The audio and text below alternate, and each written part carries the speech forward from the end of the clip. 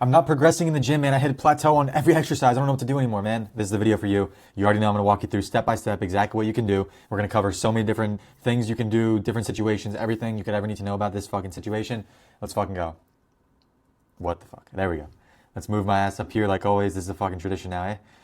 Okay. So, first thing we've got to address is like how to actually define a plateau. Like, how often should I be progressing? Because some people will say you should be progressing every single session, and if you're not, then you've hit a plateau, right? No, stop. Just stop yourself right there. Get a fucking grip. First of all, it depends on so many different things. The biggest one is likely your training age. So obviously, when you're first starting out in the gym, you're probably going to progress like every session is going to be fucking awesome. You feel like you're on top of the world, and then you get 2 years in, 3 years in, whatever, and then all of a sudden you're progressing maybe every other session or every couple sessions, whatever. I'll get to that in a second. And it's like, fuck, man, this sucks. And then a lot of the time people will confuse that with plateauing when it's really just you simply are more advanced. You've already made a lot of the adaptations that you didn't previously have when you were first starting out. So it's just simply harder to fucking grow and progress because you have less leeway for progression, essentially. I can get into the actual physiology and shit, but you're good, bro. You don't need to know about that unless you want to. But anyways, so your training age is probably the most important one there. It also depends on the exercise. Like, let's say I want to progress a fucking bicep curl compared to a fucking hack squat or something like that. Obviously, there's going to be a difference there. It's going to be, generally speaking, it's going to be a lot harder to progress the bicep curl. And then that also ties into the idea of your progression model. This is what actually is your model of progression, of progressive overload. What do you actually define as progression? Because some people will be trying to add a rep every session with the same weight. Some people will be trying to add weight every session, and how much weight you're adding is going to play a big role. Like, that can be, we're going to get into that later, but that can be a strategy that you use to actually get over this, is to simply change your progression model. So maybe you are simply trying to, your progression model is essentially too big. And so let's say, for example, it's on a preacher curl. You're trying to add 5 pounds.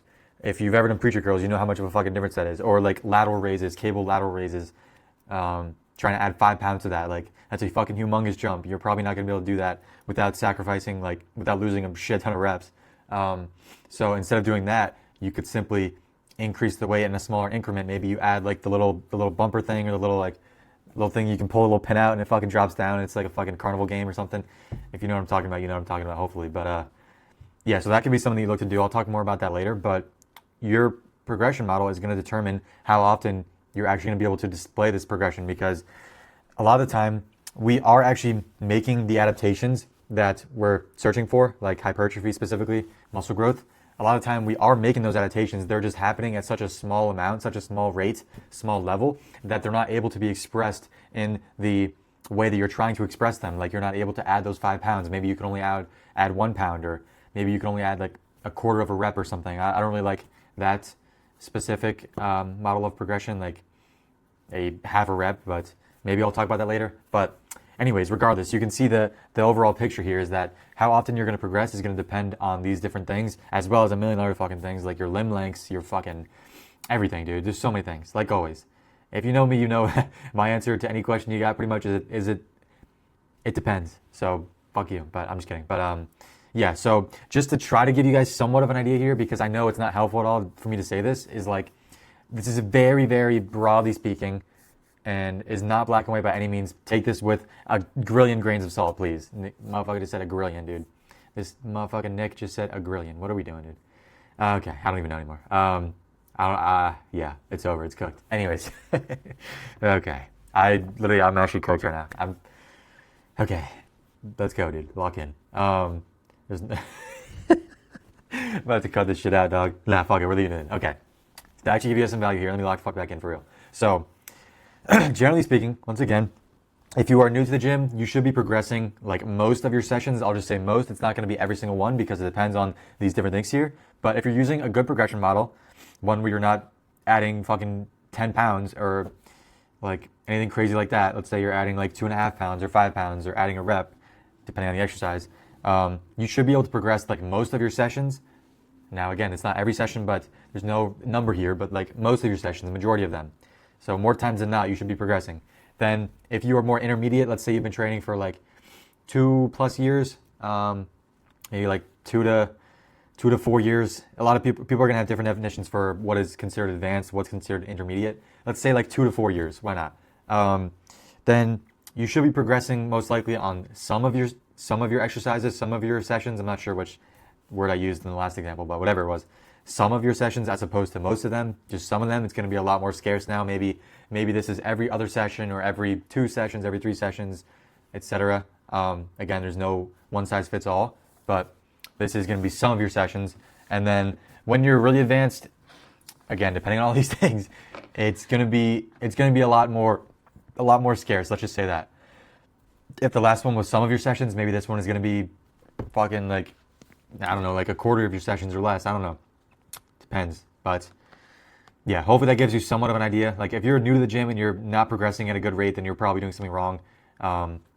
Like it should be quite easy to progress. You can really kind of do whatever the fuck you want and make pretty good progress, so long as you're training close to failure and you're doing, like, you're eating enough protein and little things like that. You should be able to progress quite well. And if you watch my other videos, then you're already going to be in a much better place than the majority of people. So yeah, if you're doing those things, like if you watch my workout video, how to build a workout plan, you're doing all those things, you should be progressing most of your sets, most of your exercises, most of your sessions.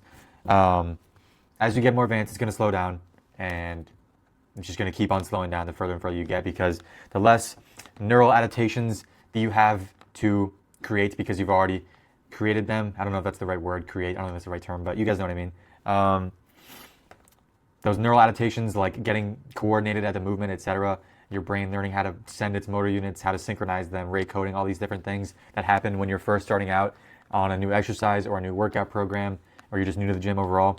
Those things are going to kind of cap out. Like, they don't actually cap out. They can continue to improve, especially depending on the exercise. But majority of those will cap out early on, and then the majority of your hypertrophy is going to cap out early on as well, because you're likely just going to be training muscle fibers that, let's say you never worked out before, you never really did any kind of resistance training, you simply just like moved around, and that was your form of loading, mechanically loading your muscle fibers. So you would only be loading like the very, let's say like the bottom 50% of the muscle fibers that you have. So by going in the gym and basically exerting more effort and therefore training more of these muscle fibers, you're going to be able to grow those muscle fibers, because that's how hypertrophy works. It's muscle fiber specific. If you stimulate a muscle fiber to grow, it's going to grow. No shit, but I didn't explain that well. But basically, yeah, when you're starting out, you have a lot more leeway. Let's say you have that whole top 50% of muscle fibers that haven't been mechanically loaded. They haven't been stimulated to grow at all. So there's all that leeway to grow. Then as you get more advanced, that number just slowly gets smaller and smaller until you're really just trying to reach for those very top 10%, the fastest twitch muscle fibers, which do have the most potential for growth. But it's a whole other topic. But yeah, I just wanted to explain that. I shouldn't have even explained that in this video, because I want to actually provide some value for you guys, but not just nerd out. Anyways, let's fucking go. So another thing we got to establish is this, did you plateau everything, or is this just one specific exercise? Now, this video is mainly going to be about one specific exercise. This was made by Gamma, the AI thing. I didn't write any of this shit, but I just gave it like an outline. I think I deleted most of the other things. Anyways, this is kind of tough though, but I'm mostly going to cover a specific exercise, but you can also apply a lot of these same things, especially the first thing that we're going to touch on. You're going to see in a second here.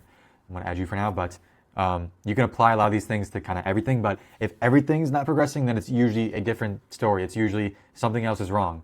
Some, like your external factors, for example, which we're going to talk about in a second. I just blue balled you. I just ruined the surprise a little bit, but yeah. So this video is mostly about like you plateaued a specific exercise. Everything else is progressing at a faster rate. Again, different exercises are going to progress at different rates, so you have to be careful. You have to know what you're doing in that sense, be able to judge that. It's all arbitrary. That's the problem. It's hard, but let's say whatever you've determined is like a good rate of progression for you on these different movements. You have one exercise that's just lagging behind. It's not progressing. You've hit a plateau. It's been multiple sessions, multiple weeks, and it just won't fucking budge. But everything else is moving fine. So then we'll get into how you can actually address that. So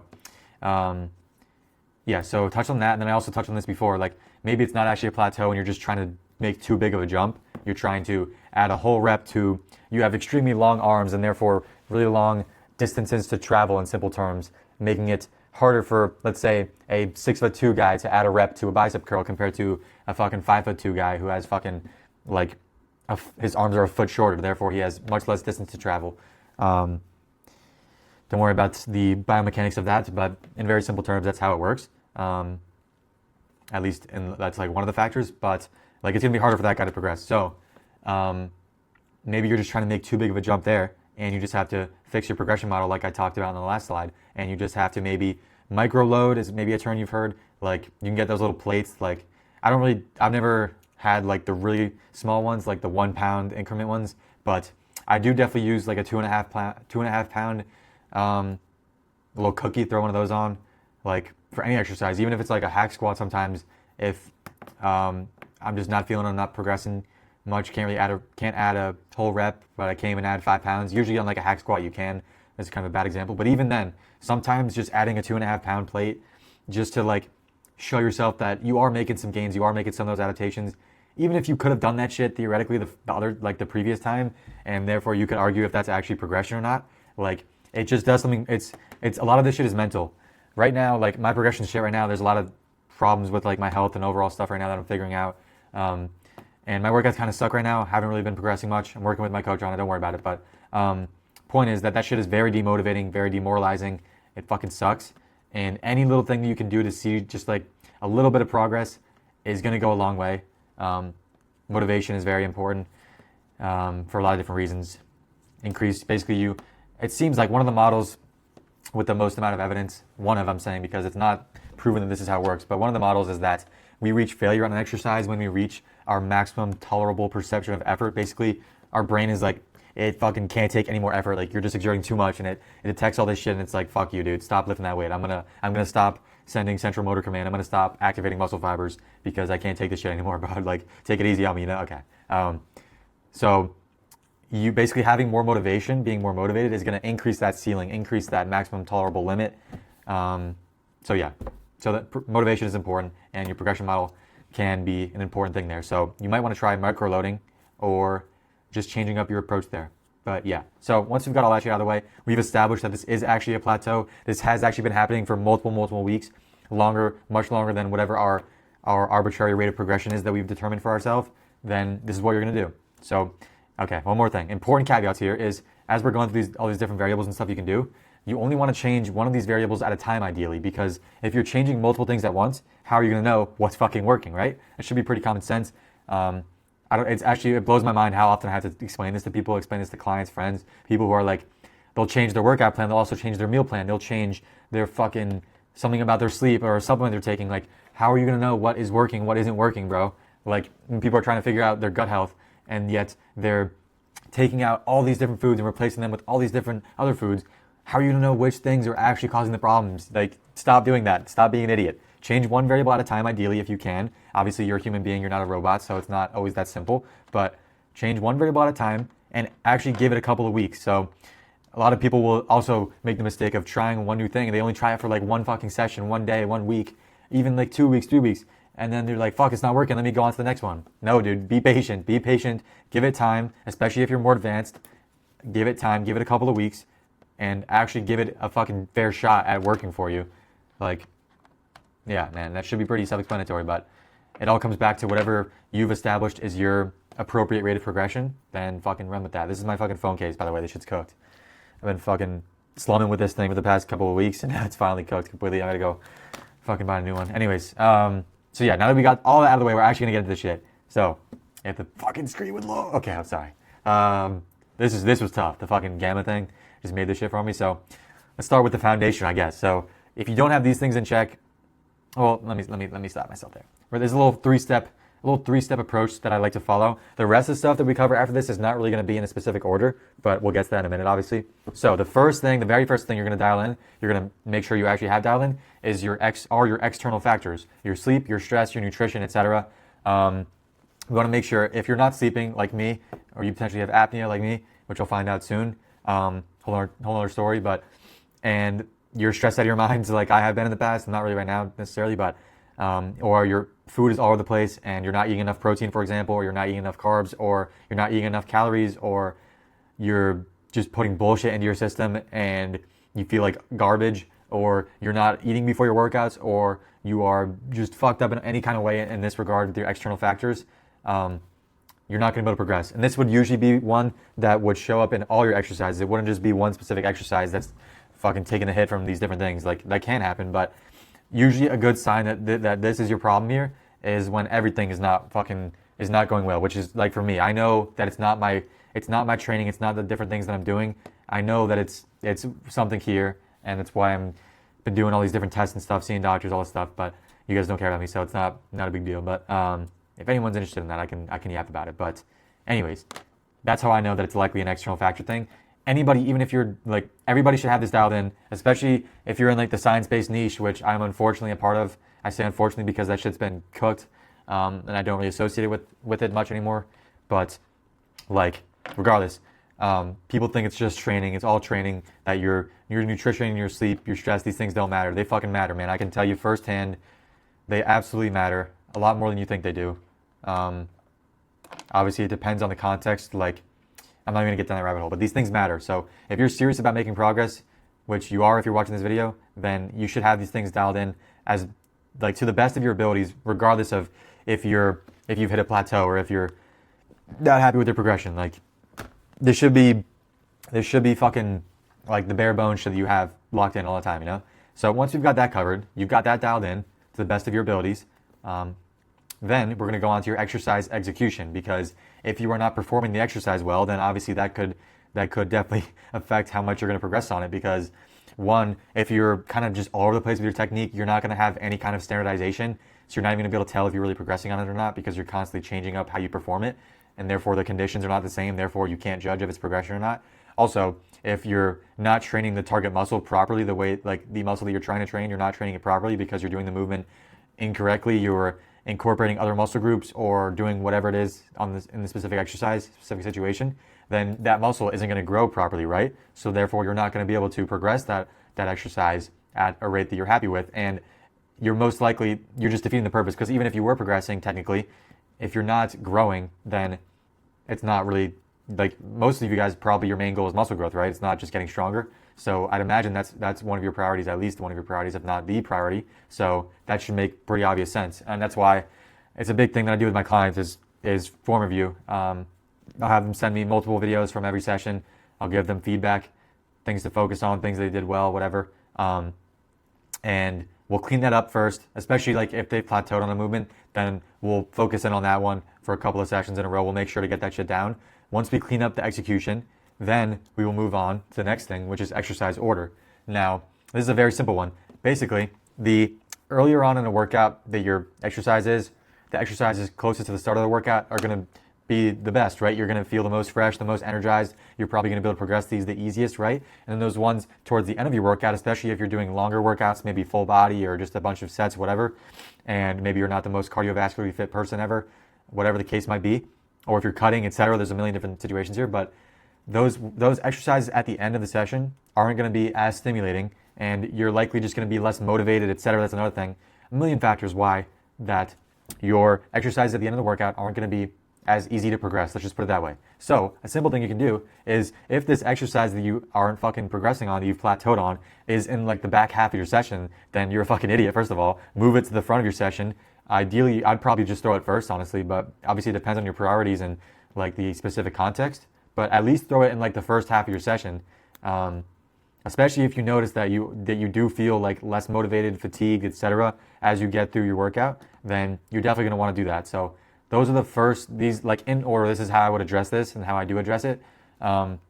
So once you've got those things sorted out, then we're going to move on to some actual things you can do here. When you've established all those things, you've tried out all those things, you've got your external factors in check, you've got your execution down, and you fucking, what was the last one? I already forgot.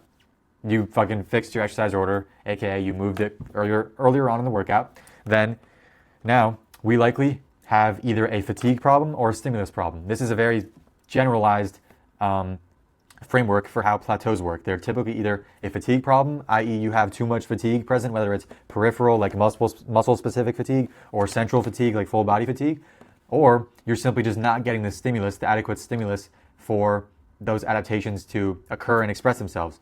And if you have fatigue, I was trying to explain, if you have fatigue, if you can use the definition, like Chris Beardsley, I think Chris Beardsley made this definition.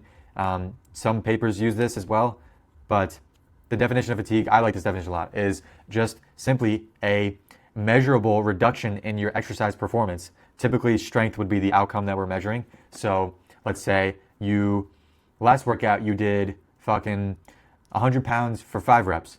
Now, on today's workout, you get only 100 pounds for 4 reps. And we've established that, let's just assume that it's not a stimulus thing because you trained that muscle adequately a couple days ago, whatever. So it's not an atrophy or lack of stimulus.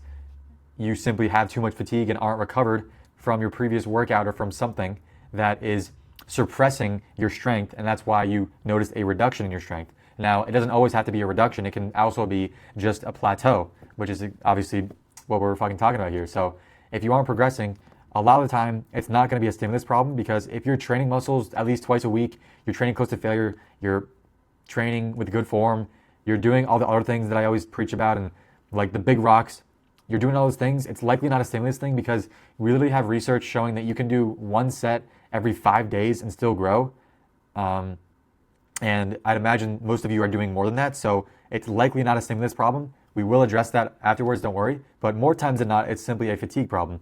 Maybe you are working out too many days out of the week overall, and you're just not taking enough rest days, or you're training muscles too frequently, or you're fucking training too hard, you're training too close to failure, you're doing a ton of grinder reps. Maybe your eccentrics are way too long. You'd have to do them for very exaggerated in order for it to really cause a problem. Maybe you're pausing in the stretch position, the length of position, for extended periods of time.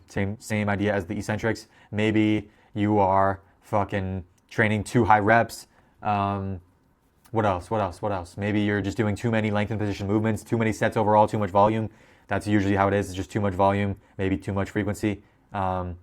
Usually too much intensity, I would say, actually, is a lot of times the case. So the way you're gonna figure out which one of these things is you're gonna go down this list here. Again, this isn't necessarily in a specific order. I think the easiest thing you can do though here is, if you think it's a fatigue problem and you want to test to see if it is, simply take an extra rest day.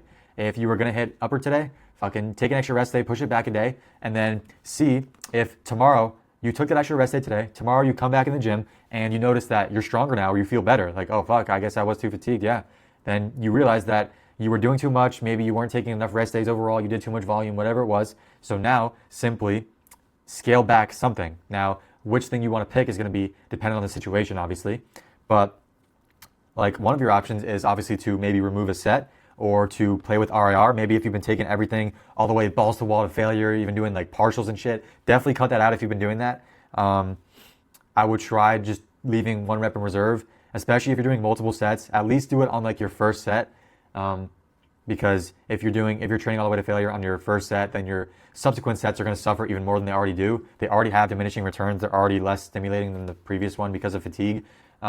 And you're simply just going to fatigue yourself even more if you train all the way to failure. So very easy thing you can do is just leave a rep in reserve, at least on the first set. But overall, I probably would, especially if you think that it's a fatigue problem, and especially if you took that extra rest day and you realized that that it was the case and you did end up performing better and alleviating some of that fatigue.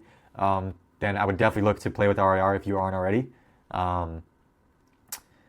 Yeah, and then another thing you can do is play with rep range. You can go both ways with this. Maybe, like, even if we're not just talking about fatigue in a fatigue context, I'll talk about that in a second, but if we're just talking about, like, in general, you've been working in the let's say the 8 to 12 rep range on an exercise. Maybe you simply just have to make that jump up to like the 5 to 8 rep range instead, and simply work in there. And maybe that'll just solve your problem, because one, maybe you were, like I was explaining before, maybe the progression model was just too big, and you were trying to jump from 12 reps at a certain weight to 8 reps at the next highest weight or whatever, and that was too big of a jump. Maybe you could only get 5. Well, then just do 5. That's still 5 stimulating reps, and it's also going to be less fatiguing potentially. I'll talk about that in a second. But simply making that change, it's also just like a mental thing. Like, it's just a novel thing, a new thing that you get to try out. Like, so it's just refreshing. It can be good. Maybe you're just bored of the rep range that you were doing. So little things like that, little changes like that can make a big difference,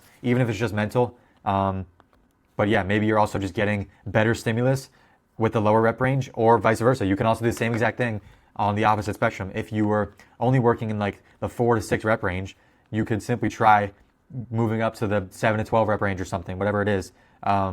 That alone, again, like I'm saying, could potentially solve your problem, and it could be something that's worth trying. So maybe you've been stuck at the 30-pound dumbbell curls for 5 reps forever. Maybe you drop down to 25s and you get fucking 11 reps, and you do that for a couple weeks. You work your way up to 12 reps with that. Then you jump back up to 30 pounds, and maybe you're able to do 6 reps or whatever. Maybe, I don't know, that's kind of a bad example, but hopefully you get what I mean here. Just play around with the rep range. Like, you can do whatever you want with that. And back to what I was saying in this specific context with fatigue is higher rep ranges are generally going to be more fatiguing simply because you have more overall contractions and therefore more calcium ion accumulation. I don't know what audience I'm speaking to be honest. Like, I don't know how much you guys know about any of this stuff or how much you care about the nerd shit. So I don't want to get too deep into the nerdy stuff, but basically, like, in order for a muscle to contract, calcium ions have to enter the muscle fiber, and they basically allow contraction to happen. So, but if there's too much of that, if too many of those calcium ions accumulate, that can cause problems, multiple different fatigue-related problems. And that's why I was talking about, like, that's why playing with reps in reserve can be good. Those long, really long grinder reps are going to have more calcium ion accumulation. Same thing with really long eccentrics or pausing in the stretch positions, etc. Those are all just going to have more calcium ion accumulation, more peripheral fatigue, which is also going to result in more muscle damage after the workout. That's what muscle damage actually is calcium ion accumulation. It seems to be, I should say.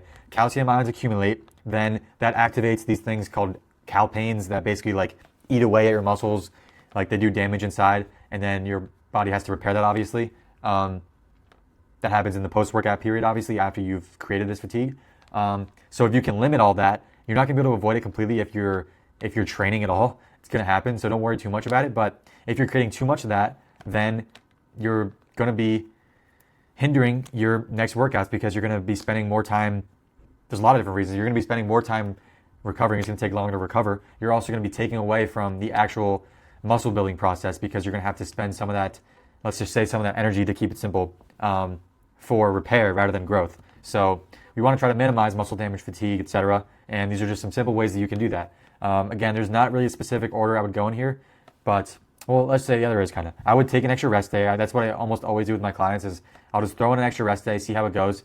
And then from there, if we weren't already, we'll play with RIR. Maybe we'll play with rep range. Maybe we'll remove a set, or we'll change up the volume in some way. Maybe you're training the muscle too frequently even. Maybe you're doing like every other day you're hitting the muscle, and like, yeah, maybe that's just too much. Maybe you have to drop down to 3 days a week or 2 days a week. Yeah, I mean, there's a million different things that could be the problem here. You could just be doing too much work overall, not taking enough rest days like I was saying before, and therefore you're going to have a lot more central fatigue that's going to affect your entire body. This, again, would typically be seen as every exercise, because every exercise is going to be affected by it, because central fatigue, meaning your whole body is affected because it stems in your central nervous system, your brain and your spinal cord. That's what controls everything. It controls your movement, everything. So if there is fatigue present there, basically you're not going to be able to, even if like, okay, I'm all over the place here, but let me just say this. So that muscle damage I was talking about before, it seems like your brain can detect this. It can detect the inflammation in your bloodstream, let's just say, and it causes what's called supraspinal fatigue. Supraspinal meaning above the spine, therefore your brain.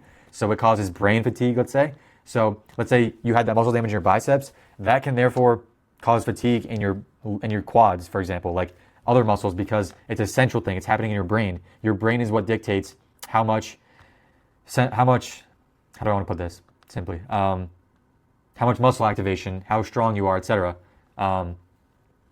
Also, obviously, if there's damage peripherally at the muscle level, that's going to affect it too. But yeah, it also affects it at the central nervous system level. So similar idea with not taking rest days is you're going to have some of that muscle damage that's inevitable. You're going to have some of that central fatigue as well.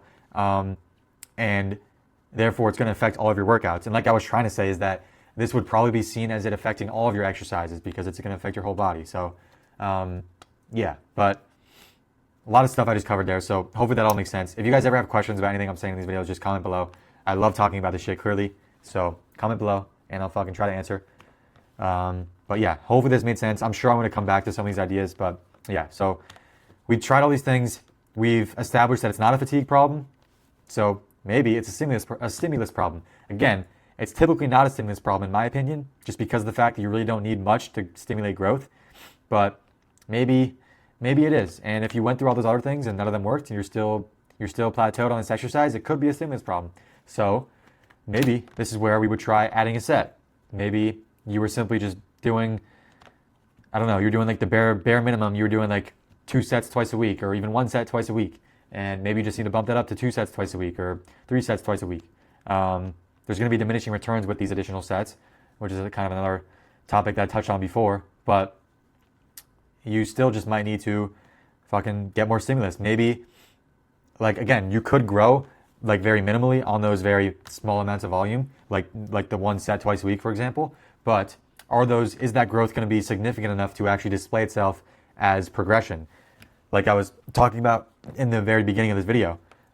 So with that in mind, same idea applies with adding volume. Maybe that little extra growth that you get from adding volume simply just allows you to express or stimulate a more significant adaptation, and therefore be able to express a more significant feat of strength and progress. So that could be something that you try.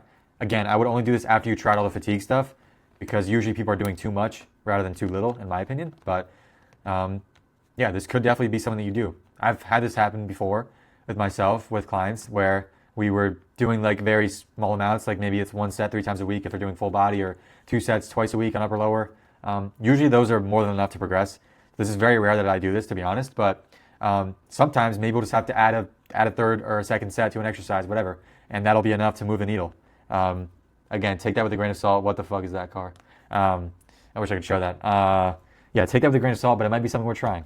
And then maybe, like I was alluding to before, the opposite of what I was alluding to before. Maybe you need to train more frequently. Maybe you're only doing like once every 5 days, like the bare minimum. Maybe you got to do 2 or 3 times a week. Maybe you're doing upper lower right now, you're training twice a week. Maybe you need that third day. Theoretically, it's going to be better, mechanistically speaking. I believe I've explained why. Go watch my workout program video for a full explanation of that. So theoretically, it's going to be better in that sense. Research-wise, it hasn't proven to be yet. The best meta-analysis, systematic review on this topic of frequency shows that 2 times frequency seems to be, I believe it was slightly better than 3 times frequency, actually. But the problem with that, there's a lot of limitations to that. There's a lot of limitations to all research, especially that, though, because it wasn't like they compared the same exact programs, the same exact people, etc. There's so many different factors. So you really have to take it with a grain of salt. That's why understanding how things work physiologically, mechanistically is very important. But regardless, like, you might find that increasing the frequency to 3 times might help. Some people do argue that, like, if you guys know Keenan, he's a very big advocate for higher frequency. My coach Declan, he doesn't seem to think that it makes as big of a difference, if at all. He's very much biased towards like the upper lower approach, like the 2 times frequency, and because it works great for him and his clients, and nobody can deny that from him. But that's a whole other topic. But yeah, so maybe that's just something you try. Maybe you just try training more frequently. Maybe you don't even have to like change up your whole split to do this. Maybe you just throw in an extra set of whatever exercise it is on one of your other days. Like, I don't know, if you're doing fucking push-pull legs, maybe you throw it in. I don't know how you would do that. It depends on how you have it set up. Like, you want to have 48 hours between in most cases. So however that looks for your specific situation, maybe just try to throw in an extra set. Maybe you even take away, add an extra set, like in terms of frequency, but maybe you even take away some volume and you just spread it out across more sessions, because again, theoretically, this is going to be more effective because of the fact that the first set that you do is going to be the most stimulating. Also, the atrophy thing, I'm not going to explain that. Go watch my other video on that. But yeah, that's how you address the stimulus problem, potentially. Those things could help. Now, you tried all that shit, and you gave every single thing multiple weeks. You tried every single one of those things. You gave every single one multiple weeks. You really tried it. You really gave it time. You were really honest with yourself. You had everything else dialed in, all your external factors, everything. And everything else was progressing faster than this one, and at a normal rate, whatever that means for you. And this one's still not progressing. So what do? You might just want to fuck the exercise off. The reason I put a question mark here is, like, if it's something like a leg extension, like, you kind of need that in your program. Like, every good program is going to have a leg extension in it, for example. I mean, obviously it depends on your goals and what you have access to, etc. But like, if you want big quads, you should be doing leg extensions. That shouldn't be controversial, but I know someone's going to be like, oh, well, fuck you, buddy, kiss my ass. Anyways, same thing with like a bicep curl, but I mean, in that case, you would just change the variation. So that's a very poor example, but I think the leg extension is probably like the best example of that, just because there's not really an equivalent. Like, you could do like a sissy squat or some bullshit like that, or like a Braden squat or whatever the fuck those things are. If you guys know what that is, then you're niche. But that one, not even, it kind of is. Don't worry about that. But yeah, so in some cases you can't really fuck the exercise off. Maybe you switch to doing it unilaterally. That can also be something you try. Maybe you're doing the thing, an exercise bilaterally, simply two arms at a time, two legs at a time. Simply try doing it unilaterally, one leg at a time, one arm at a time, or even the opposite. Little changes like that, again, little changes like that can make a world of difference just from like a novelty perspective in terms of motivation, enjoyment. Just like doing the same shit over and over again, especially when it's not working, fucking sucks. I can tell you that. So any little changes like that can be huge. So that's also another thing you might want to try. But yeah, I mean, and then again, in this context, you could simply make a switch like that. But yeah, and then what I'm trying to get at here is, if it's not one of those unique situations, if it's something like a bicep curl, simply change the variation. If you were doing preacher curls for months and they just weren't progressing, you did all this stuff, you went through everything, maybe you just switch to a cable curl or a machine curl or whatever it is, whatever variation you want to try that you enjoy. That's another thing. If you don't enjoy the exercise that you're doing, then it's going to be very hard to progress because you're not going to be motivated. Going back to that idea that I was talking about before. I know for me personally, my rate of progression is very much correlated to my enjoyment. Like if I'm progressing at something, then I'm having a good time, I'm enjoying it, I'm motivated. And vice versa. If I'm not progressing at it, then I don't enjoy it usually. Even if it like feels good and everything. So I know for me that's how it works, and it's probably how it works for a lot of you guys because nobody likes to do shit that doesn't work, But regardless, if you tried all that shit, maybe it's time to change the exercise. Maybe you try different variation, you give that a whirl for multiple weeks. That will probably work, especially for the first few weeks because it's probably a new movement. You're going to be more motivated, etc. Maybe you'll have some neural adaptations that can take place. And then maybe you'll run into the same problem. Maybe it'll slow down and the progress will be non-existent again. Then maybe you have to run through the cycle again with this new exercise. I don't know. Hopefully that won't happen to you, but that's kind of the name of the game here in terms of plateaus.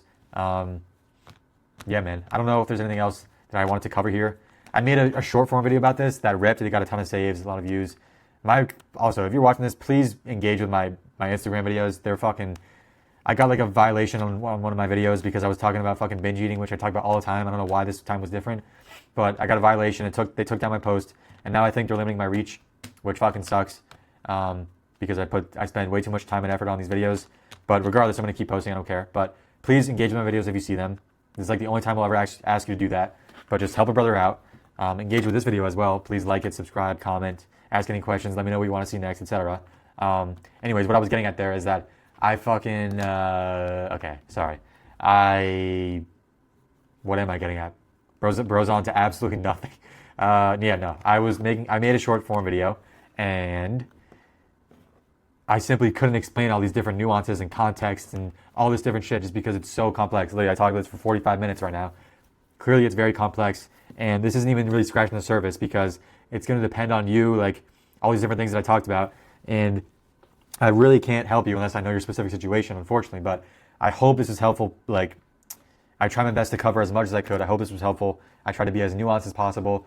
You guys know I don't give like blanket statements or say like, this is one size fits all approach. It's black and white because almost nothing in fitness and training, nutrition, all these different things is black and white. In science, it's almost never black and white. Things require nuance, context, etc. And I pride myself in trying to explain these things and account for them. So hopefully you guys appreciate that. I appreciate you for watching this far in. And if you tried all this shit, it's not working, you change the exercise, you're just kind of lost, whatever, then I didn't make this. This was fucking the AI thing. It's pretty cool though, so I left it in. But you can fill out the 30-second form, link in the description, link in my Instagram bio, everything. You can, if you're curious about the details, how it would work, I'm sure you want to know the price, all these different things, just shoot me a DM. We'll talk it out. Looking to take on some more clients like always. So if you're interested, just shoot me a DM, apply. It takes 30 seconds. I'll reach out to you when I see it. And we'll go from there. I'll help you out. I'll help you achieve your goals. Perfect timing for summer. We'll get you fucking jacked, shredded, whatever it is. But yeah, man, I appreciate you guys for real. Let me know what you want to see next. I'm thinking I want to cover how to stop binge eating, but we'll see. We'll see what you guys want. And yeah, man, appreciate all the support. Yeah, man, I got to take a fucking shit really badly right now. Like and subscribe, comment, whatever the fuck you want. And yeah, man.